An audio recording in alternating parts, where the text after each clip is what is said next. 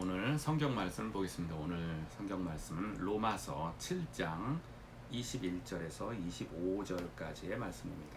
로마서 7장 21절에서 25절까지의 말씀.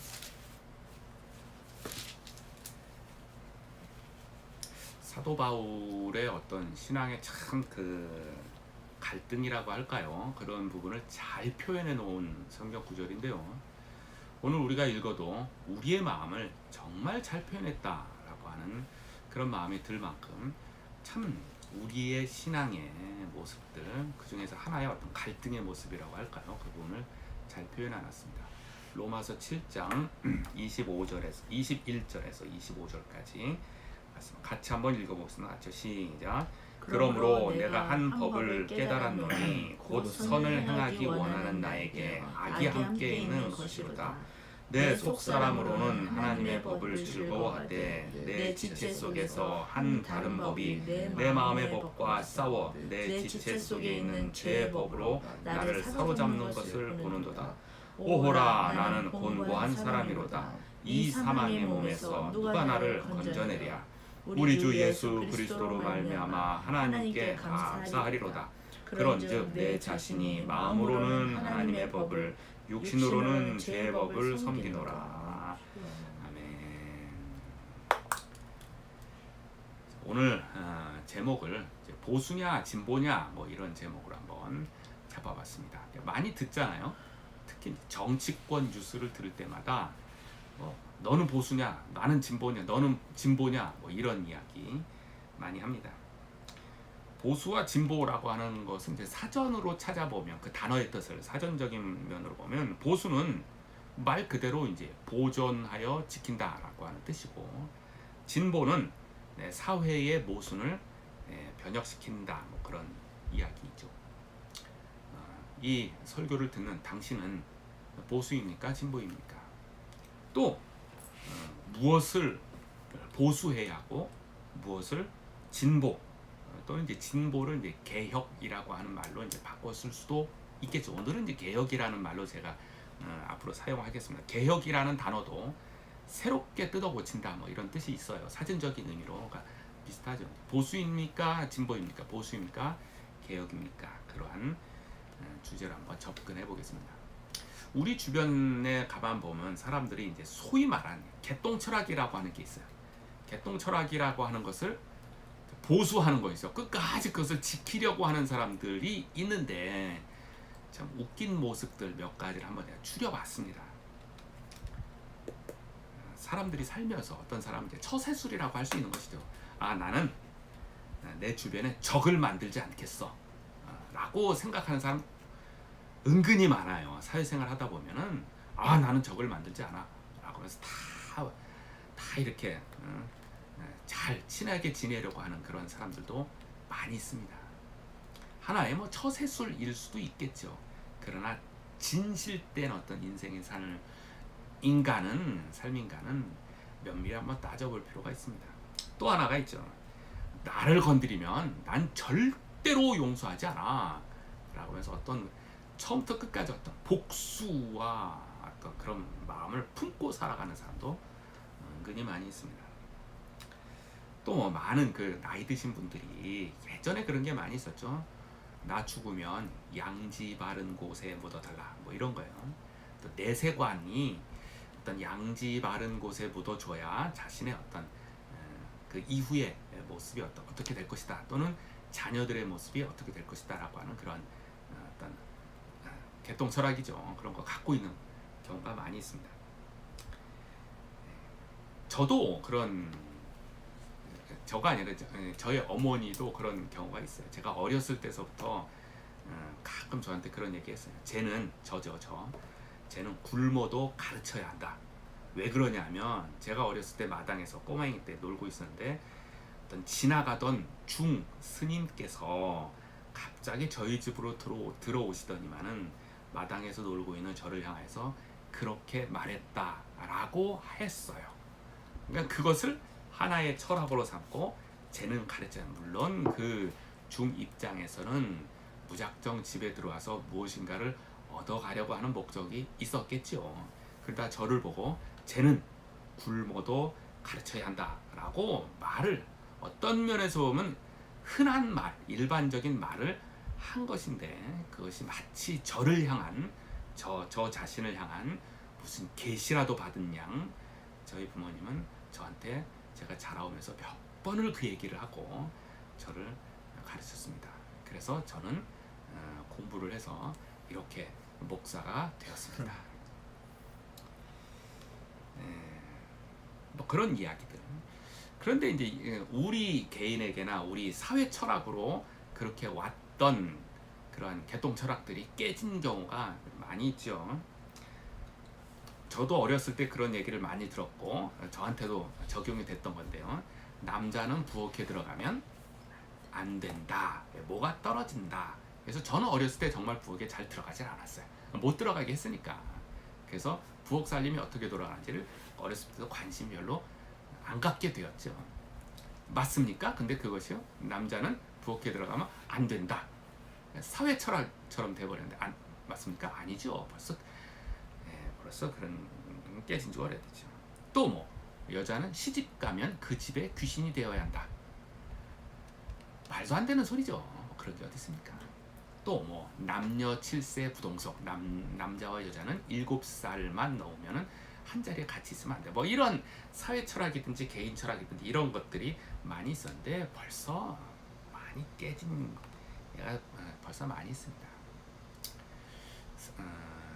모더니즘이라고 하는 철학이 있었어요. 모더니즘은 너는 틀리고 나는 맞다라고 하는 그러한 개념이에요. 그래서 틀리고 맞다, 옳고 그른 것을 구분짓는 그러한 성향인데 오늘날에서는 그것이 조금 변혁이 돼서 포스트 모더니즘이라고 부르죠. 포스트 모더니즘 뭐냐면 너도 옳고 나도 옳고예요. 그러니까 어떤 융합해지는 것처럼 보이고 화합해지는 것처럼 보이고 종교 간의 어떤 화합처럼 되어 보여요. 너네 종교도 구원이 있고 우리 종교도 구원이 있고 너네 종교도 옳고 우리도 옳고 이것이 신앙이 전혀 없는 사람들에게는 참 좋은 모습으로 보일런지 모르는데 실질적으로 신앙으로 들어오면은 무엇이 진리입니까? 너도 진리고 나도 진리고 그런 것입니까? 그러지 않죠. 성경은 더더군다나 결코 그런 얘기 하지 않습니까? 예수님은 이렇게 얘기했죠. 내가 곧 길이요 진리요 생명이니 그러잖아요. 너도 나도 우리도 곧 길이요 진리 이렇게 말하지 않으셨어요. 내가 곧 그래서 예수님만이 진리입니다. 이것이 기독교예요. 누군가가 그러니까 기독교가 독선이고 화합을 안 하고 하는 것이지 라고 손가락질을 할지언정 그리고 우리가 그러한 손가락질을 받는다 할지언정 하나님이 그렇게 말씀하시고 계시는데 우리가 어떻게 하겠습니까? 하나님만이 진리입니다. 그것이 변함없는 우리를 향한 가르침이지요. 자, 보수입니까? 진보입니까? 보수입니까? 개혁입니까?에 대해서 먼저 정답서부터 말씀드리고 오늘 시작하겠습니다. 정답은 이것입니다. 보수, 무엇을 보수해야 하느냐 하면은 하나님의 말씀은 변하지 않아서 이것은 길이길이 보수해야 될, 지켜야 될 것입니다. 이것이 보수이고 진보 또는 개혁, 뜯어고친다라고 하는 뜻이죠. 개혁은 뭐냐면 나 자신은 개혁입니다. 그러니까 나는 개혁자인과 동시에 개혁의 대상입니다. 늘 그래요. 늘 오늘도 그렇고 내일도 그렇고 이번 달도 그렇고 다음 달도 그렇고 하나님의 말씀은 보존하여서 지켜야 될 것이고 나는 개혁을 실행해야 될 주체이자 동시에 개혁의 대상이 됩니다. 이것이 오늘 말씀의 핵심이에요. 오늘 설교 끝이에요. 네. 보수와 개혁에 대해서 누가 보수냐 누가 진보냐 개혁이냐라고 하는 정치적인 개념이 아니라 무엇을 보수해야 될 것이며 무엇을 개혁해야 될 것인가에 대해서는 분명한 선이 그어져 있습니다. 한 가지씩 조금 더 구체적으로 살펴보도록 하겠습니다. 보수, 무엇을 보수해야 될 것인가에 대해서 베드로전서 1장 23절에서부터 25절까지의 말씀을 빨리 찾으실 수 있으신 분은 찾으시고 제가 한번 읽어보겠습니다. 무엇을 보수해야 될 것인가에 대한 내용입니다. 베드로전서 1장 23절에서 25절까지. 너희가 거듭난 것은 썩어질 씨로 된 것이 아니요 썩지 아니할 씨로 된 것이니, 이 씨가 무엇이냐면 살아있고 항상 있는 하나님의 말씀으로 되었느니라 이거예요. 다시 읽어볼게요. 너희가 거듭난 것은 썩어질 씨로 된 것이 아니요 썩지 아니할 씨로 된 것이니 살아있고 항상 있는 하나님의 말씀으로 되었느니라. 그러므로 모든 육체는 풀과 같고 그 모든 영광은 풀의 꽃과 같으니 풀은 마르고 꽃은 떨어지되 오직 하나님의 말씀은 세세토록 있도다 하였으니 너희에게 전한 복음이 곧 이 말씀이니라. 이러한 구절이, 그러니까 우리를 구원하고 우리에게 영생을 준 것은 썩어질 씨로 된 것이 아니요 썩지 아니할 씨인데, 그 씨가 무엇이냐면 하나님의 말씀, 살아있고 운동력 있는 하나님의 말씀이다 라고 하는 것이고, 세상에 있는 모든 것은 썩어져서 없어질지라도 하나님의 말씀은 세세토록 영원히 있게 된다 이거야. 하나님의 말씀은 영원 전서부터 영원까지 그대로 있게 된다. 그러니까 하나님의 말씀은 지켜서 보존해야 될 마땅한 일이며 또 당연한 그러한 말씀이다 라고 하는 것입니다. 다른 성경 구절에도 이와 비슷한 얘기가 많이 있어요. 하나님의 말씀은 변역하지 아니하신다. 말라기서 3장 6절.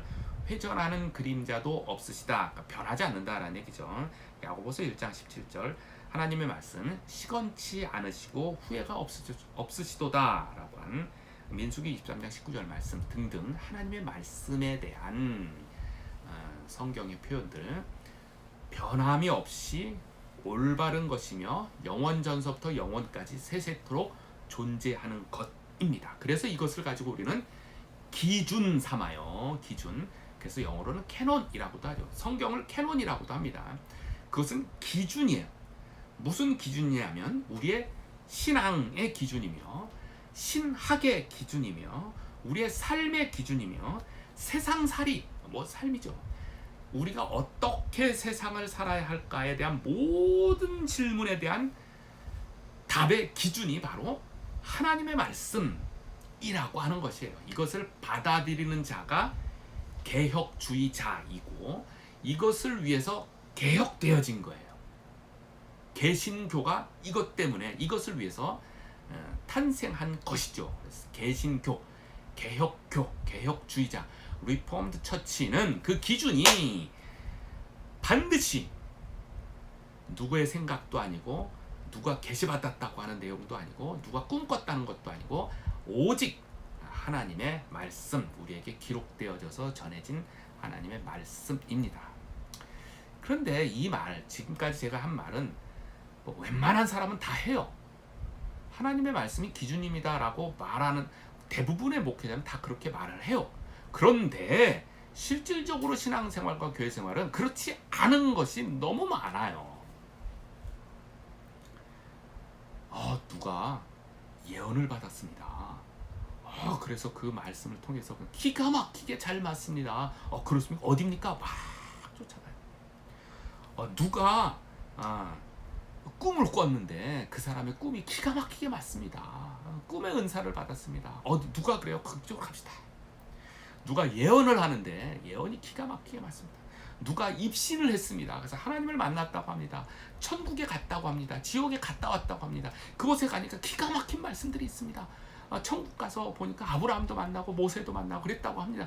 그래서 누구가 그랬습니까? 가서 봅시다. 하나님이 직접 말씀해. 수많은 이야기들. 근데 생각해 보세요. 그러한 수많은 체험들이 우리에게 주어진 성경 말씀과 그 내용이 똑같다면 그러한 체험들이 무슨 소용이 있겠어요? 신앙을 더 잘 믿어보게 하게끔 하기 위해서 많이들 그렇게 이야기를 해요. 그러다 곁길로 빠지기가 너무너무 쉬워요. 그렇게 하지 말라고 하나님이 기록되어서 전해준 게 성경 말씀이에요.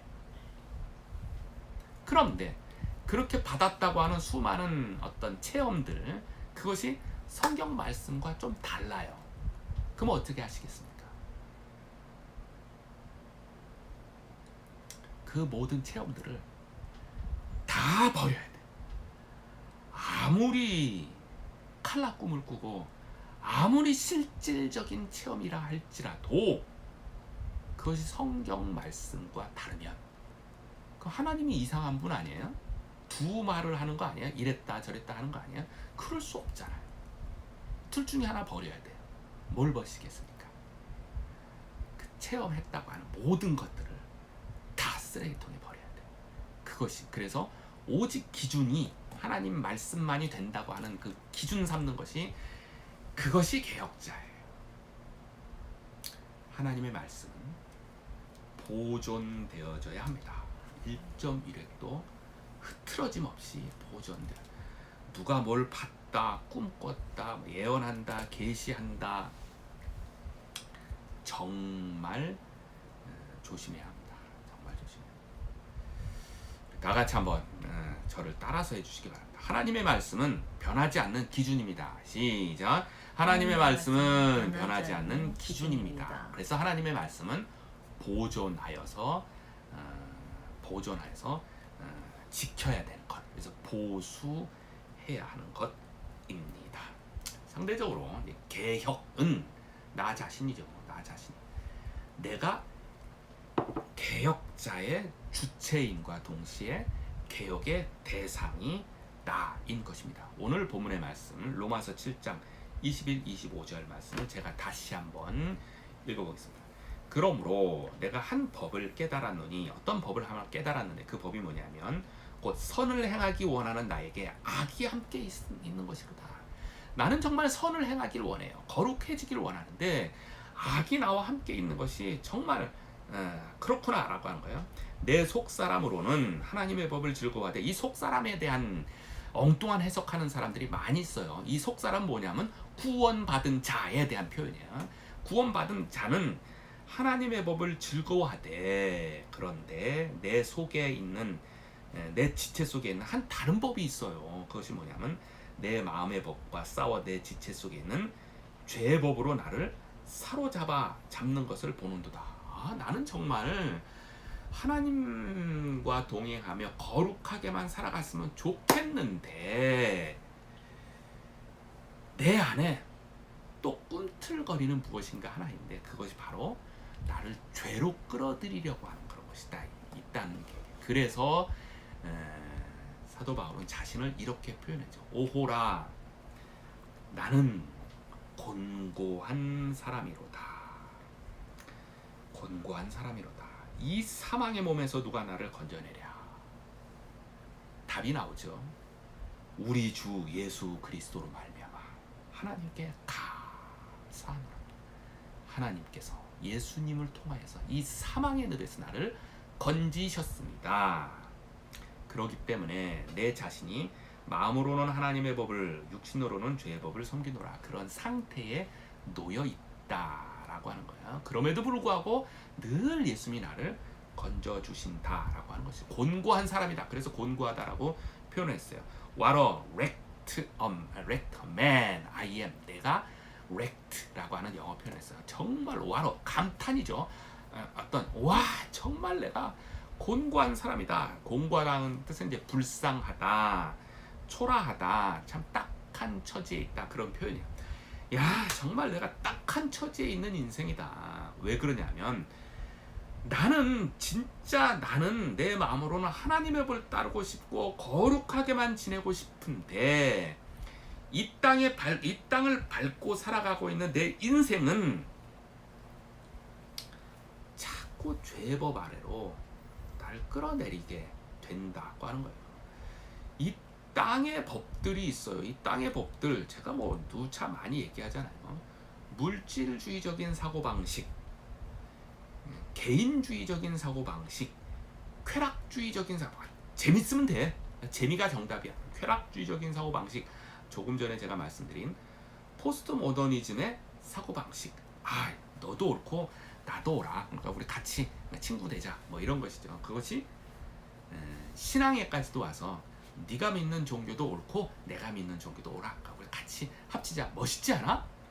이러한 것들에 우리가 휘둘림을 당하여서 정말로 하나님의 백성된 하나님의 자녀된 나는 하나님의 법을 올바르게 따르며 참된 기쁨을 누리며 참된 영광을 누리며 그렇게 살아가고 싶은데 종종 그러지 못한다라고 하는 그러한 모습들입니다. 그러한 세상에 내가 이 땅에 살아가고 있는 동안에 예수님이 다시 오시기 전까지 이 땅에 살아가고 있는 곤고한 인생의 나는 매일같이 개혁되어져야 합니다. 에요. 어떻게 개혁되어져야 돼요? 기준 삼아서 하나님의 말씀을 기준으로 그곳에 맞춰져 가는 개혁을 매일같이 해야 돼요. 매일같이.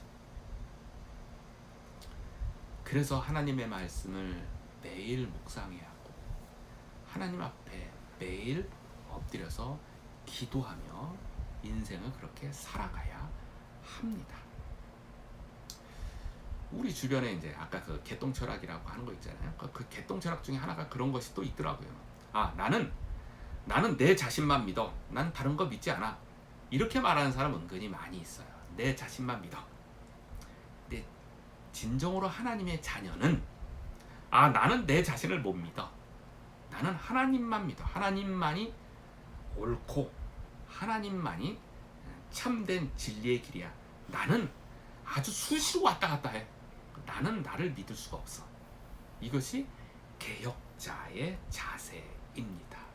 나는 매일같이 개혁해야 되고 개혁의 대상이 됩니다. 개혁해야 돼요. 어떻게 우리는 우리 자신을 개혁해 나갈 수 있을까요? 전에 저희 그 집사람이 저한테 그런 말을 했어요. 온유라고 하는 단어를 한번 설명해 준 적이 있어요. 온유라고 하는 단어는 성경에 참 많이 나옵니다. 사랑의 요소 중에 하나이기도 하고 또 성령의 열매 중에 하나이기도 하고 또 온유라고 온유해야 한다라고 하는 성경 구절은 찾아보면 여러 가지 많이 나와요. 갈라디아서도 나오고 많이 나옵니다. 온유라고 하는 말의 뜻은 사전적인 단어로는 온화하고 부드러운 것이라고 나와 있는데 성경에서 말하고 있는 것으로 적용을 해본다면 온유라고 하는 것은 강한 자가 자신의 힘을 스스로 조절하여서 부드럽게 대하는 것을 말합니다. 우리는 예수님을 믿음으로 말미암아 예수님 때문에 강한 자입니다. 이 세상 살이에 있어서. 왜? 우리 주님이 지혜를 주시고 우리 주님이 우리를 보호해 주시고 우리 주님이 우리를 인도해 주시기 때문에 그 믿음으로 말미암아 우리는 강한 자입니다. 이 강한 자가 스스로 내 스스로의 자신의 힘을 조절하여서 세상을 부드럽게 살아가는 것. 대인관계에 있어서 특별히 부드럽게 대하고 일 처리함에 있어서 여유있게 부드럽게 대하는 것. 그렇게 해나갈 때에 개혁의 또 하나의 모습이 되지 않을까 그렇게 생각합니다. 우리는 온유한 모습으로 살아갈 수가 있습니다. 왜요?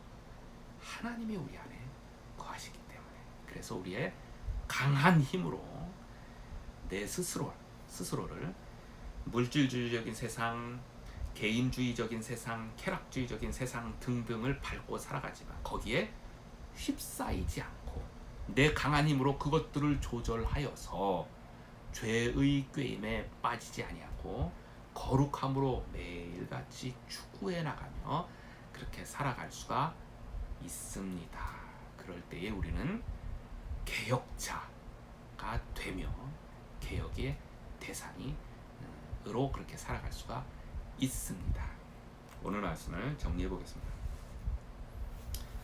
보수냐 진보냐 뭐 이런 이야기들, 결론을 처음부터 얘기했죠. 보수는 무엇을 보수하며 무엇을 개혁해야 될까에 대해서, 보수는 변하지 않는 하나님의 말씀, 보존되어서 지켜져야 하고 또 지켜야 하는 그런 말씀이, 하나님의 말씀이 보수입니다.